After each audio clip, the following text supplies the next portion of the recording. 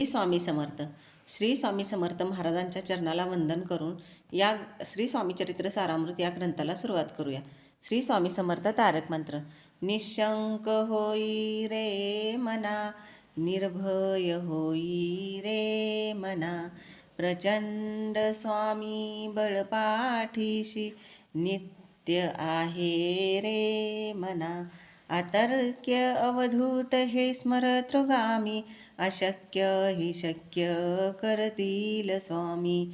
जिथे स्वामी चरण तिथे न्यून काय, सोये भक्त प्रारब्ध घडवी ही माय. आज्ञे विना काळही न नेई त्याला, परलोकीही ना भीती तयाला. अशक्य हि शक्य करतील स्वामी. उगाची भीतोसी भय हे पळू दे, वसे अंतरी ही स्वामी शक्ती कळू दे. जगी जन्म मृत्यू असे खेळ ज्यांचा, नको घाबरू तू असे बाळ त्यांचा. अशक्य हे शक्य करतील स्वामी. खरा होई जागा श्रद्धेसहित, कसा होसी त्यावीन तू स्वामी भक्त. आठव कितीदा दिली त्यानीच साथ, नको डगमगो स्वामी देतील हात. अशक्य हि शक्य करतील स्वामी. विभूती नमन ध्यानादि तीर्थ, स्वामीच या पंचप्राणामृतात. हे तीर्थ घेई आठवी रे प्रचिती, ना सोडती तया जया स्वामी घेती हाती.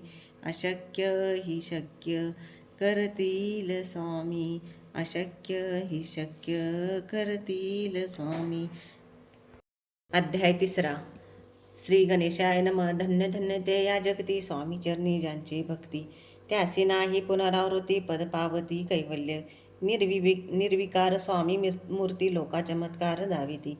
काही वर्षे करोनी वस्ती, मंगळवेढे सोडले. मोहळा माझी वास्तव्य करीत, आपाटोळ झाले भक्त. तेथीची साकल्य व्रत, अल्पमती केवी वर्णो. सवे घेऊन स्वामींशी टोळ जाती अक्कलकोटासी. अर्धमार्गावरणी टोळासी, मागे परतणे भाग पडे. टोळ गेलिया परतून, स्वामी चालले उठोनी. बहुत वर्जिले सेवकांनी, परीनच मानले त्या. तेथून या निघाले अक्कलकोटाप्रती आले. ग्रामद्वारी बैसले यतिराज स्वेच्छेने. ते एक विंद होता, तो करी तयाची थट्टा. परी काही चमत्कार पाहता, महासिद्ध समजला. पूर्व पुण्यास्तव निश्चिती, आली चोळाप्पाच्या ग्रहाप्रती. स्वामींशी जाणून ईश्वर मूर्ती, चोळाप्पा करी आदर. योगयागादिक काही चोळाप्पाने केले नाही. परी भक्तिस्तव पाही, स्वामी आले सदनाते. तयाची देखून या भक्ती, स्वामी तेथे भोजन करती. तेव्हा चोळाप्पाच्या चित्ती आनंद झाला बहुसाल. तैपासून तयाचे घरी राहिले स्वामी अवतारी.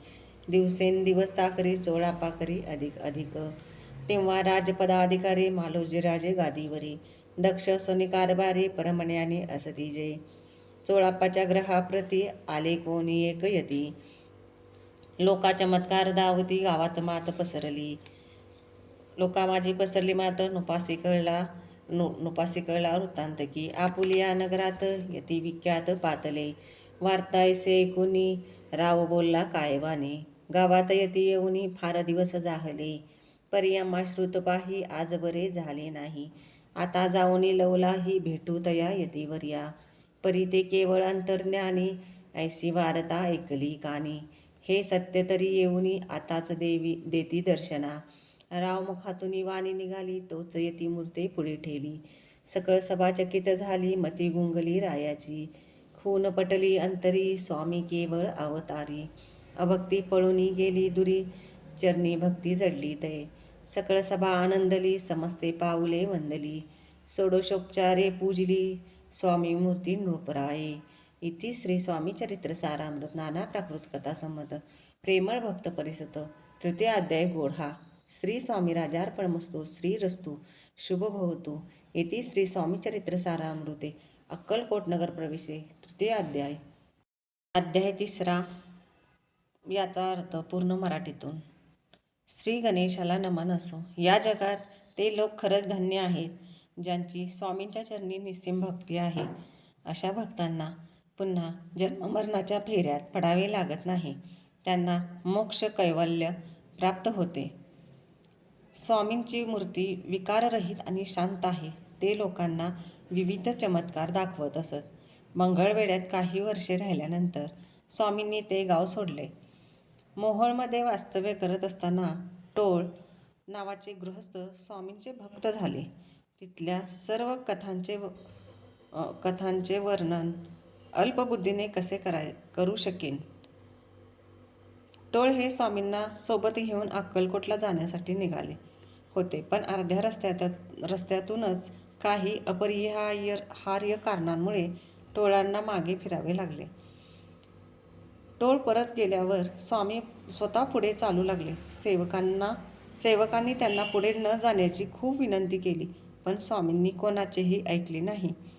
तिथून निघून स्वामी अक्कलकोटला पोचले आणि स्वतःच्या इच्छेने गावाच्या वेशीवर खंडोबा मंदिरात येऊन बसले. तिथे एक अविंद मुस्लिम व्यक्ती होता. त्याने सुरुवातीला स्वामींना सामान्य समजून त्यांची थट्टा केली, पण स्वामींचे काही चमत्कार पाहिल्यावर त्याला समजले की हे कोणीतरी महाविसिद्ध पुरुष आहेत. पूर्वजन्मीच्या पुण्याईमुळेच स्वामी स्वतःहून चोळाप्पाच्या घरी आले.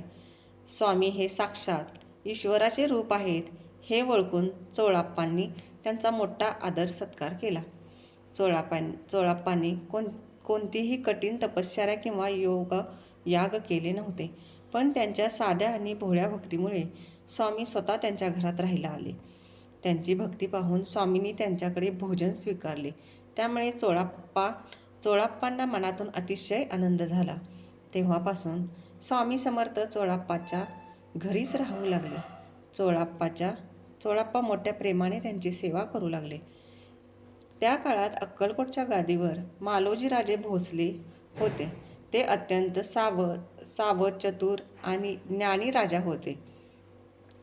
चोळाप्पाच्या घरी कोणीतरी एक महान साधू आले आहेत आणि ते अद्भुत चमत्कार दाखवत आहेत, अशी बातमी संपूर्ण गावात पसरली होती. ही बातमी सर्वत्र पसरली आणि राजालाही, मालोजी राजेंनाही समजले की आपल्या नगरात एक विख्यात साधू आले आहेत. ही बातमी ऐकून राजा म्हणाला, गावात साधू येऊन तर बरेच दिवस झाले आहेत, पण मला याची कल्पना नव्हती. आजपर्यंत आम्हाला ही गोष्ट कोणी सांगितली नाही. आता आपण वेळ न घालवता तातडीने जाऊन त्या थोर यतींची भेट घेऊया. राजाच्या मनात विचार आला, जर ते खरोखर अंतर्ज्ञानी असतील तर ते स्वतःच इथे येऊन मला दर्शन देतील. राजाला त्यांची खात्री करून घ्यायची होती. राजाच्या तोंडातून हे शब्द निघालेच होते. तोच प्रत्यक्ष स्वामी समर्थ राजासमोर येऊन उभे राहिले.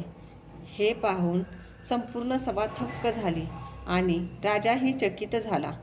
राजाला मनात खात्री पटली की हे सामान्य साधू नसून साक्षात भगवंताचे अवतार आहेत.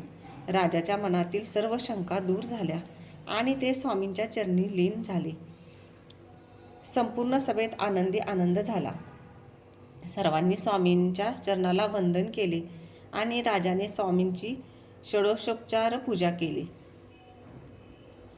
अशा प्रकारे श्री स्वामी चरित्र सारामृतातील प्रेमळ भक्तांना आवडणारा हा गोड 3रा अध्याय येथे समाप्त झाला.